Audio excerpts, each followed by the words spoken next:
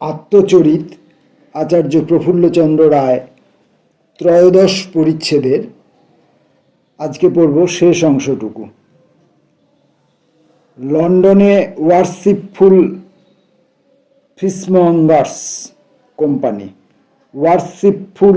ফিশমঙ্গার্স company মৎস্য ব্যবসায়ী অতিথিদের অভ্যর্থনার জন্য একটি ভোজ দিয়েছিলেন। এই ফিশমঙ্গার্স কোম্পানি এবং ভিন্টার্স কোম্পানি, মার্চেন্ট টেলার্স কোম্পানি প্রভৃতি প্রভূত ঐশ্বর্যশালী এবং বহু পুরাতন। এইসব ভোজ এত ব্যয়বহুল যে ভারতবাসীদের নিকট তাহা রূপকথার মতো বোধ হয়। ফিশমঙ্গার্স কোম্পানির একটি ভোজ সভা প্রসঙ্গে মেকলে লিখিয়াছেন, একবার তাহাদের ভোজে জন প্রতি প্রায় 10 গিনি 150 টাকা ব্যয় হইয়াছিল। আজকের 150 টাকা নয়, কিন্তু এটা মনে রাখতে হবে। আর এক স্থানে তিনি লিখিয়াছেন, ভোজের সম্বন্ধে এই কোম্পানি পৃথিবীর মধ্যে সর্বশ্রেষ্ঠ। 150 টাকা, যার দাম ছিল 10 গিনি। এখনকার সোনার দামের সঙ্গে এই 10 গিনি সোনার দামের হিসাব করলেই আপনারা পেয়ে যাবেন যে 150 টাকাটার এখন ভ্যালুয়েশন কত। এই সব কোম্পানির শহরে এবং অন্যান্য স্থানে ভূসম্পত্তি আছে। উহার মূল্য বর্তমানে প্রায় সহস্রগুণ বাড়িয়া গিয়াছে। ভোজের খাদ্যদ্রব্যের তালিকায় 11টি পদ ছিল। প্রথমে স্যুপ এবং প্রত্যেক পদের শেষে উৎকৃষ্ট মদ্য। এইসব মদ্য প্রায় অর্ধ শতাব্দী বা তার বেশি মাটির নিচে পাত্রে রক্ষিত এবং ভোজের সময় খোলা হইয়াছিল।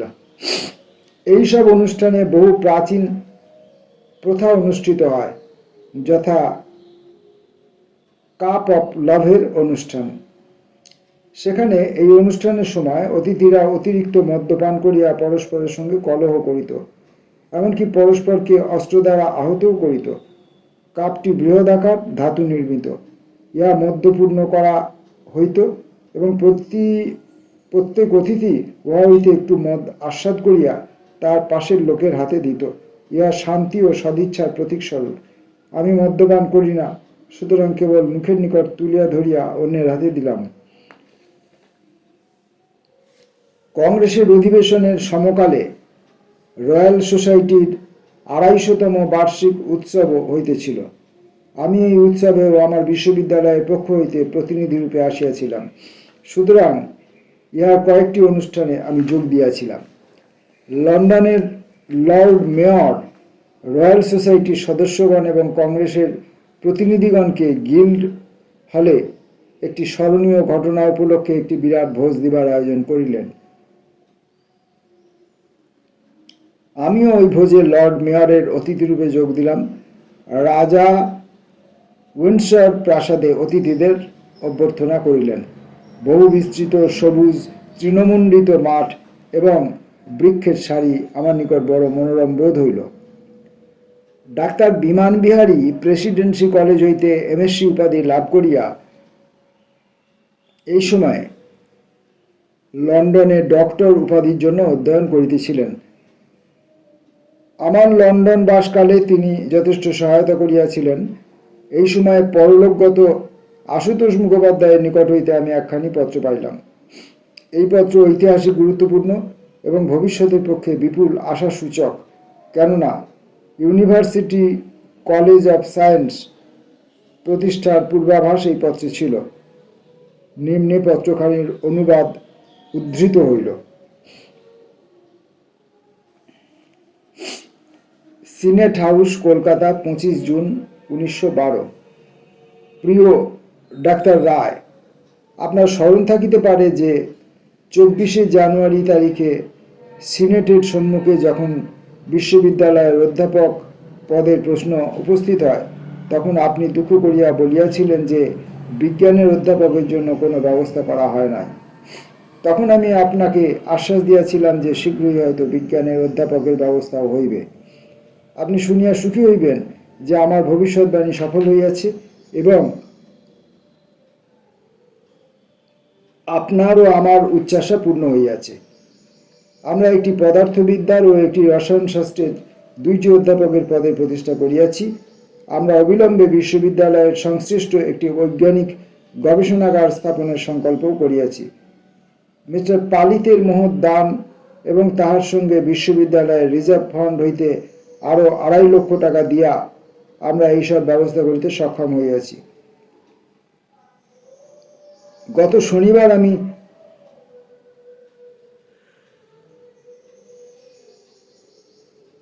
শনিবার আমি সিনেটের সম্মুখে যে বিবৃতি দিয়াছি তাহাতে এইসব বিষয় পরিষ্কার রূপে বলা হইয়াছে। উহার একখানি নকল আপনাকে পাঠাইলাম। বিশ্ববিদ্যালয়ের প্রথম রসায়ন অধ্যাপকের পদ গ্রহণ করিবার জন্য আমি আপনাকে এখন মহানন্দে আহ্বান করিতেছি। আমার বিশ্বাস আছে যে আপনি এই পদ গ্রহণ করিবেন। বলা বাহুল্য, এইরূপ ব্যবস্থা করিব যাতে আর্থিক দিক হইতে আপনার কোনো ক্ষতি না হয়। আপনি ফিরিয়া আসিলেই আপনার সহায়তায় আমরা প্রস্তাবিত গবেষণাগারের পরিকল্পনা গঠন করিব এবং যত শীঘ্র সম্ভব উহা কার্যে পরিণত করার চেষ্টা করিব। আপনি যদি ফিরিবার পূর্বে গ্রেট ব্রিটেন ও ইউরোপের কতগুলি উৎকৃষ্ট গবেষণাগার দেখে আসেন তবে কাজের সুবিধা হইবে। আপনাকে CIE উপাধি দেওয়া হইয়াছে দেখিয়া আমি সুখী হইয়াছি, কিন্তু আমি মনে করি যে ইহা 10 বছর পূর্বেই দেওয়া উচিত ছিল। আশা করি আপনি ভালো আছেন এবং ইংল্যান্ড ভ্রমণে আপনার উপকার হইয়াছে। ভবদীয় আশুতোষ মুখোপাধ্যায়।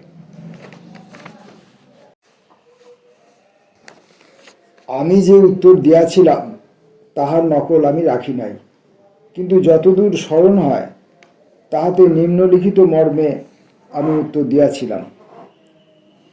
প্রস্তাবিত বিজ্ঞান কলেজের দ্বারা আমার জীবনের স্বপ্ন সফল হইবে বলিয়া আমি মনে করি। এই কলেজে যোগ দেয়া এবং ইহার সেবা করা আমার কেবল কর্তব্য নয়, ইহাতে আমার পরম আনন্দও হইবে। কলকাতায় ফিরিয়া আমি আশুতোষ মুখোপাধ্যায়ের সঙ্গে সাক্ষাৎ করিলাম এবং তাহার বিজ্ঞান কলেজের স্কিম সর্বান্তকরণে সমর্থন করিব এই প্রতিশ্রুতি দিলাম। কলেজ খোলা হইলেই আমি তাহাতে অধ্যাপক রূপে যোগদান করিব, ইহাও বলিলাম। ইতিমধ্যে ডাক্তার প্রফুল্লচন্দ্র মিত্রকে ভারতের অন্যান্য স্থানে প্রধান ল্যাবরেটরি দেখিয়া একটি ল্যাবরেটরি প্ল্যান প্রস্তুত করিবার জন্য নিয়োগ করা হইল।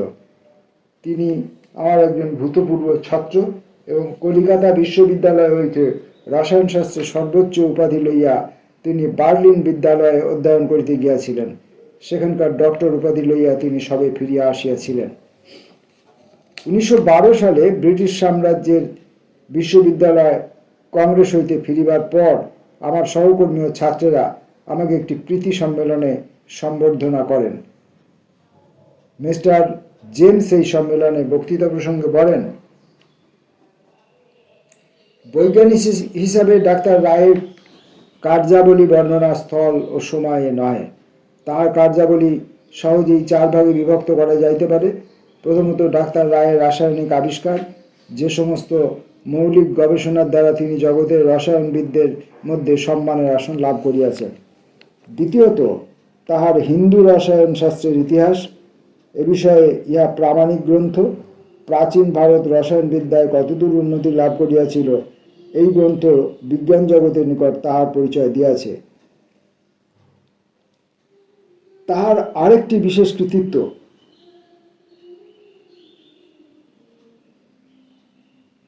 বেঙ্গল কেমিক্যাল অ্যান্ড ফার্মাসিউটিক্যাল ওয়ার্কসের প্রতিষ্ঠা। ইহা একটি প্রধান শিল্প প্রতিষ্ঠান এবং সফলতার সঙ্গে পরিচালিত হইতেছে। বর্তমান যুগে বাংলার তথা ভারতের একটা প্রয়োজনীয় বিষয় যে শিল্প বাণিজ্যের উন্নতি, তা সকলেই স্বীকার করেন। ডক্টর পিসি রায় ব্যবসায়ী নহে, তিনি বিজ্ঞানী। কিন্তু ব্যবসায়ী বা ব্যবসায়ীরা যে স্থলে ব্যর্থকাম, সে স্থলে একটি বড় শিল্প প্রতিষ্ঠান গড়িয়া তুলিয়াছেন তিনি। তাহার রাসায়নিক জ্ঞান ও প্রতিভা এই প্রতিষ্ঠানের সেবায় নিয়োজিত করিয়া তিনি ইহাকে ব্যবসায়ের দিক দিয়া সফল করিয়া তুলিয়াছেন এবং অংশীদার রূপে অন্য লোকে এখন ইহার লভ্যাংশ ভোগ করিতেছে। তাহার আর একদিকে কৃতিত্ব, এবং আমার মতে ইহাই তাহার শ্রেষ্ঠ কৃতিত্ব।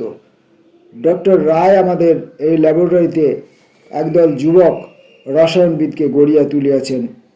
তাঁর আরাধ্য কার্য এই সমস্ত শিষ্য প্রশিষ্যরাই চালাইবে। এই জন্য একজন বিখ্যাত ফরাসি অধ্যাপক এই ল্যাবরেটরি সম্বন্ধে বলিয়াছেন, ইহা বিজ্ঞানের সূতিকাগার, এখান হইতে নব্য ভারতের রসায়নবিদ্যা জন্ম লাভ করিতেছে।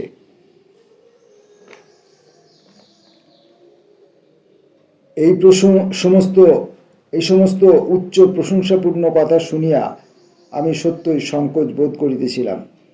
এই সমস্ত কথা আমি উদ্ধৃত করিলাম ইহাই দেখাইবার জন্য যে মিস্টার জেমস সাহিত্যসেবী হইলেও বিজ্ঞান বিভাগে যে সমস্ত কাজ হইতেছিল তার গুরুত্ব ও প্রয়োজনীয়তা তিনি সম্যক অনুভব করিতে পারিতেন।